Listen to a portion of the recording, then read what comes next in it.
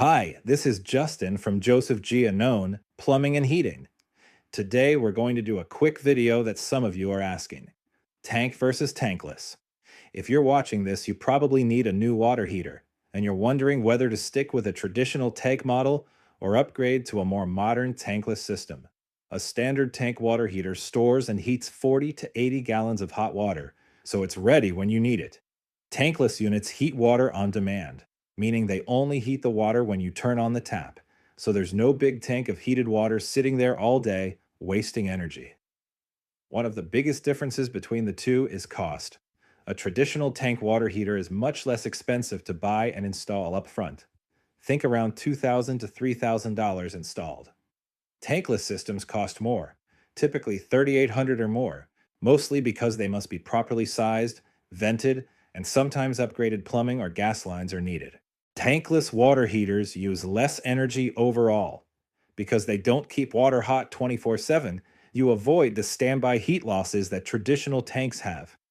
That can translate to about 24% to 34% energy savings if you don't use tons of hot water every day, and a bit less if you use a lot. With a traditional tank, once that stored hot water runs out, you run out until the tank refills and heats up again. With tankless, you get continuous hot water.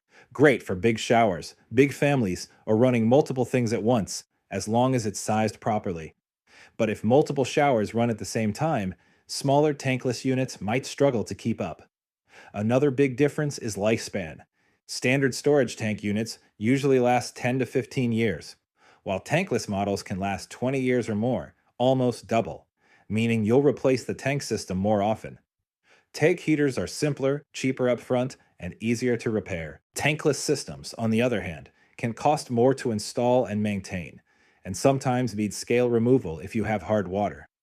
But they save you money over time through lower energy bills.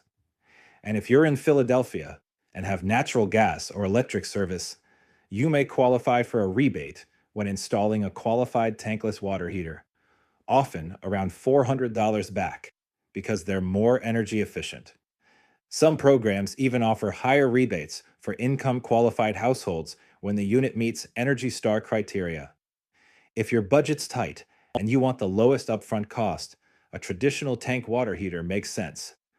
But if you're planning to stay in your home long term, want lower energy costs, more hot water on demand, and a longer lasting unit, upgrading to tankless, especially with a rebate from your energy provider, can pay off over time.